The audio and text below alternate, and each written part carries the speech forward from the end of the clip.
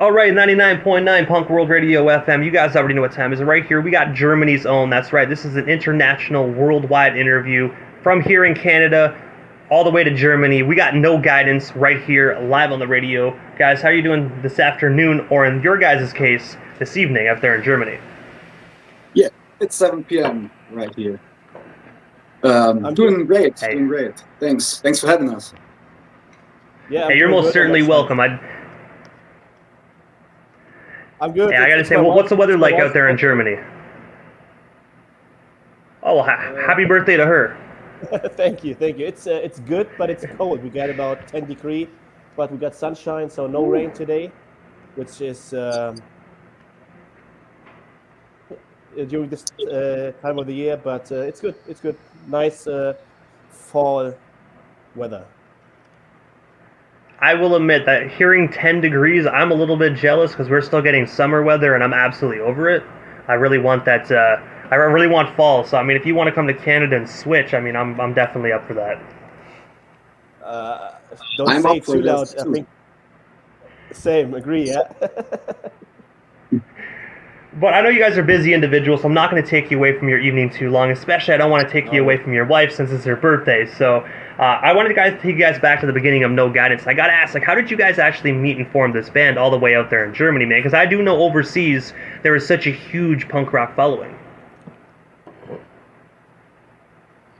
Yeah, we were kind of friends before all together, and yeah, I formed this band with Basti, who is or who was our first guitar player, and but everyone in this band knew each other before, and yeah, a year after Lucas joined and brought some metal influences into it, and yeah, we're basically just friends to form the band.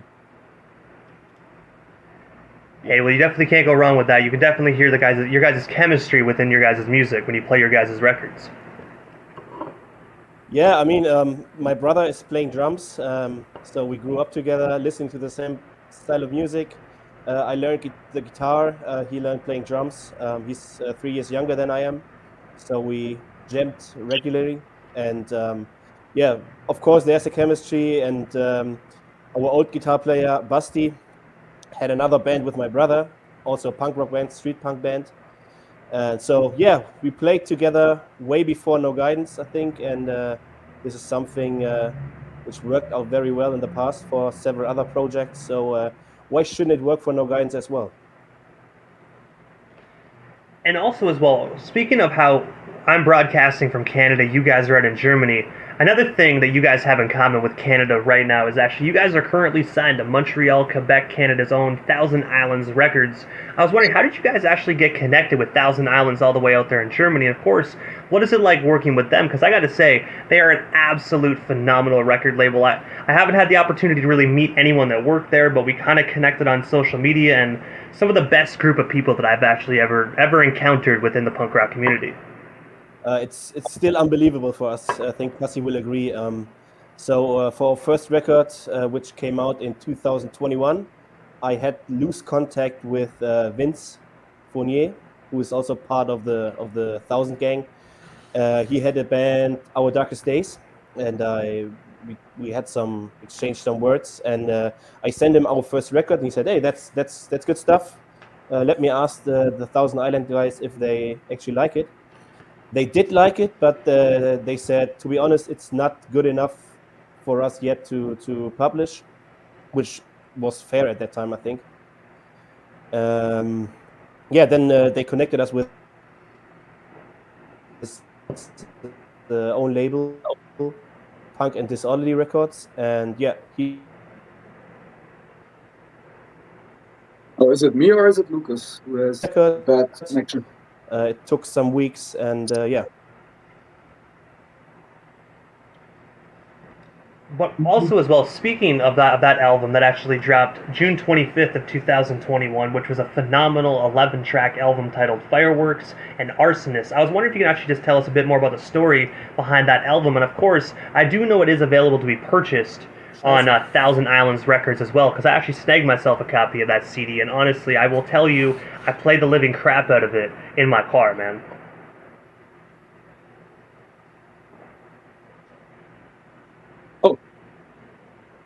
Lucas got connection lost, or?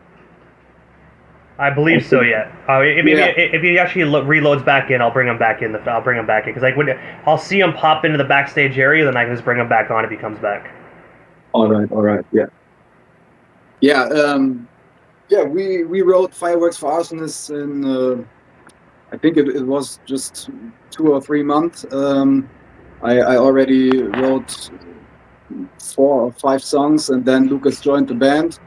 I'm very glad he did it because he brought another bunch of songs, 5 songs from his bands before, and who kind of never released the music officially, and so we recorded this on just 3 days, and the album was done. I think we can still be proud of it, but we tried to record the second album as soon as we could, because it's kind of boring to always play the 9 or 10 same songs live. So we wanted to get more variation set lists, and so there he is again. Welcome back, Lucas. I'm so sorry. Oh, it's all good, man. Completely understandable, man. But I gotta say, welcome back. But also as well, when you were actually speaking a few moments ago about actually performing and whatnot, you guys actually had the opportunity to perform with a legendary punk rock band that's actually based out of the Netherlands by the name of Drunk Tank. I was wondering, can you tell us a bit more about that particular show? And of course, what was it like just being able to share the same stage as Drunk Tank? They're pretty cool guys. I had a chat with Ray a couple of times. Ray's the drummer of Drunk Tank. And I asked him if we could join one particular show, I think in 2 days later than the show we actually played with them. And he said, no, that show is full, but if you want, you can play in Hanover and support us in Hanover. And I said, of course we would do it, no doubt about that. We traveled to Hanover and met the nicest guys, one of the nicest guys we've ever met in the punk rock scene, to be honest. Ray is so supportive in everything he does.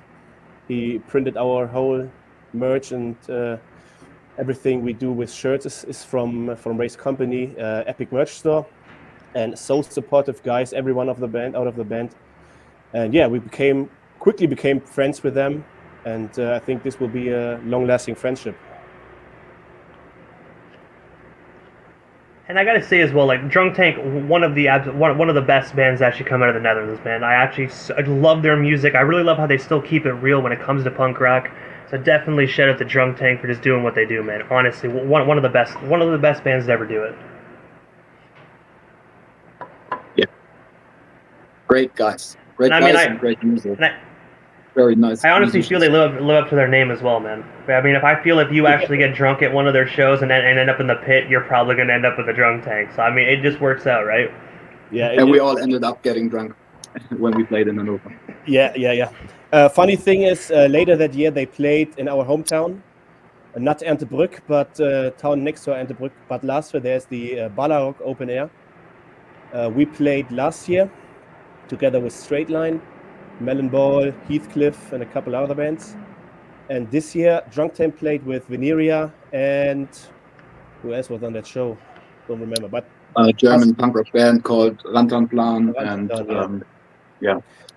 we were there as guests, and same energy, same stuff. Getting drunk together with the guys, having good chats. We talked about Thousand Island Records. Ray always gives us advice how we can proceed with certain things, and it was a good year together with Drunk Tank. So that friendship, as I said, certainly will last. And also as well, I do know March 28th. I don't mean to make this all about shows, but I have to bring up this opportunity, man, because this is a huge opportunity for any band. On March 28th of this year, you had the opportunity to perform at Acid Fest. I was wondering, how did you guys actually land that opportunity to be on that bill? And of course, do you guys have any other up-and-coming shows? That way our listeners can come on out and actually see No Guidance live in full effect. So this show was, I think the promoter of the show, the booker of the show, is a working colleague of my brother, and they searched for another band, and my brother said, "Hey, let us play." I think he was not sure if he really wanted to let us play, but I think my brother got him so much on the nerves that he at the end said yes. So that was a cool show. We opened that night, but the energy was cool. The room was packed, so that was a great show. And later on this year we have some more or less local shows because our new guitar player Hermann got his first child, so he's busy being a father at the moment, and we decided that we will not travel too far for the rest of the year, so he can be home and support his wife, of course. Same with my brother. He has a 1-year-old child, and Tarek, our bass player, also have I think nearly 1-year-old child. So this is what we decided as a band, not to go too far off. We're playing some local shows. The next one will be our release party for the new album, Late to the Party, at the legendary Vortex Club in Siegen. If you Google the Vortex Surfer Club, you will find that legendary bands like Ignite, Walls of Jericho, Agnostic Front already played there. That's, in my opinion, the best venue ever. All I gotta say is you had me at Agnostic Front, man. Literally one of the best bands ever, dude. They're hardcore as hell, obviously, but just one of the best, man. Agree, yeah. But also, speaking of this album, it actually is currently set to be released September 20th, 2024.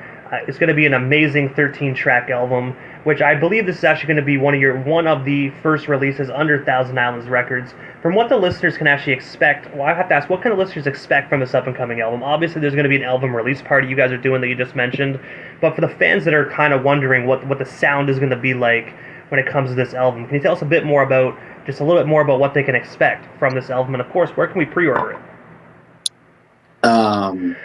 It's going to be a good mix between melodic punk rock, melodic hardcore, and with lots of metal influences.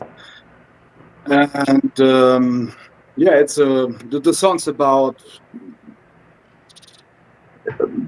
political anti-fascist songs and pro-working class songs, and there are also kind of positive, encouraging sing-along songs on it, and I think it's a great mix. And you can already pre-order the record right now, I think. Yeah. Via Bandcamp and Thousand Islands. Yeah.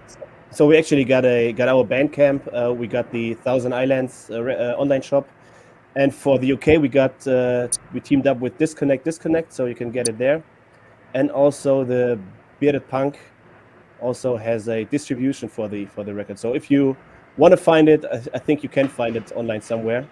And then we will ship as soon as the vinyl and the CDs arrive here.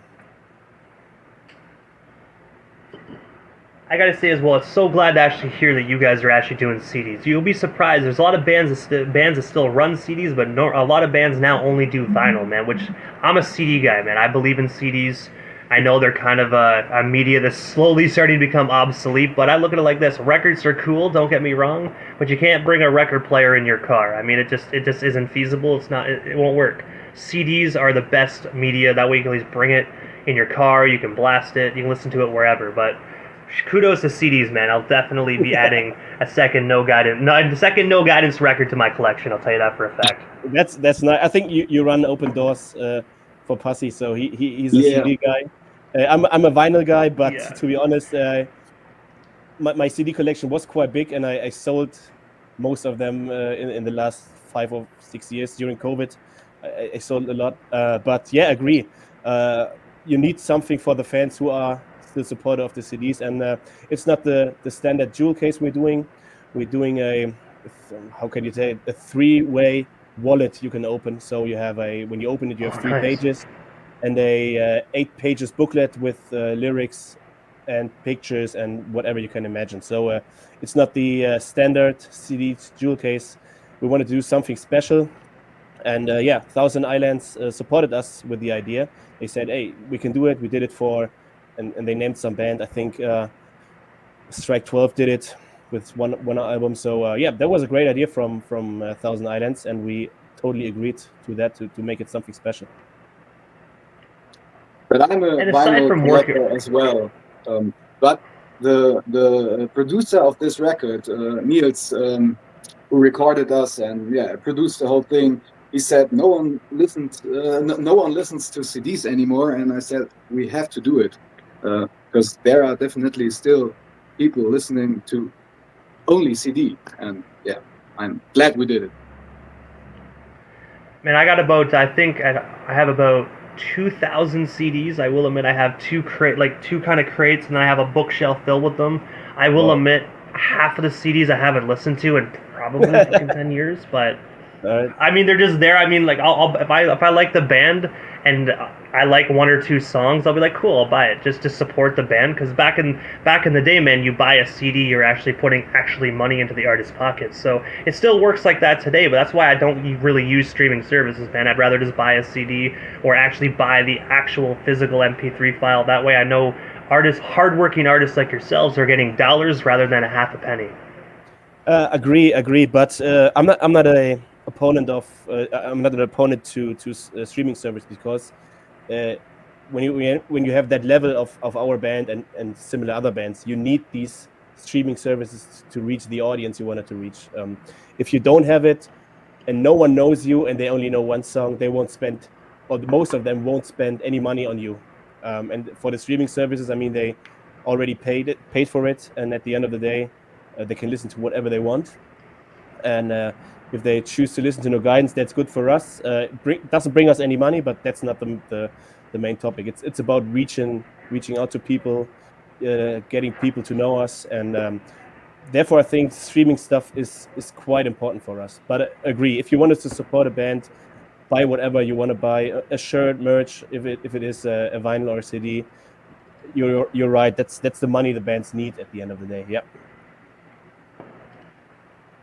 But I have to ask, guys, because obviously, you're doing phenomenal work with Montreal, Quebec's own Thousand Islands Records. You got the brand new album that's coming out later on within the month.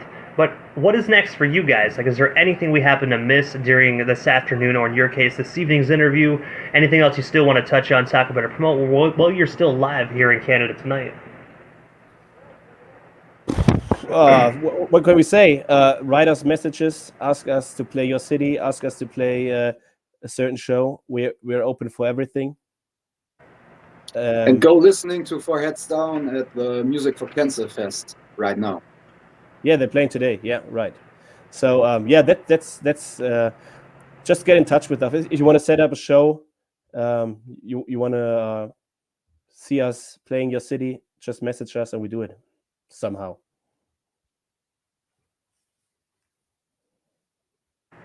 But also, guys, before we part ways, obviously I know how to follow you on social media, but down here, for people in Canada, excuse me, that might not have heard of No Guidance, how can we go about following you guys across all social media platforms to stay updated on the new album, all the Thousand Islands record stuff, and of course this killer release party that you guys are going to be doing in a few weeks?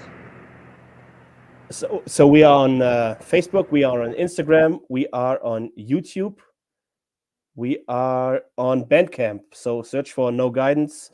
If you can find us, there's a song, a Drake song called No Guidance. So mostly you find a Drake song somewhere, but just enter No Guidance Punk and you see us. There's a nice picture of Pussy somewhere. If you see this guy, you're right. Just follow us, get in touch with us, listen to the stuff we post, and we totally appreciate everyone who checks us out. You can be sure of that. Without people checking us out, telling their friends, hey, this is a cool band, without guys like you promoting us, we wouldn't be that known in Canada, to be honest. So check us out, leave a message, and thanks for the support so far. And I got to say thank you guys so much for just taking the time in your evening. And again, I want to express not only my apologies to you, but also the viewers that actually tuned in for the interview at Thursday night. We had some technical difficulties, as you already know, but I want to say again, my apologies for that. I'm glad we could actually set it up and make this happen this afternoon. Again, thank you guys so much. I greatly appreciate your time. Such an honor speaking with both of you, and I'm super excited to get my hands on that CD copy when the album drops in September. Thank you guys so much for your time. Thank you very so much. much. See you. Thank you. See you.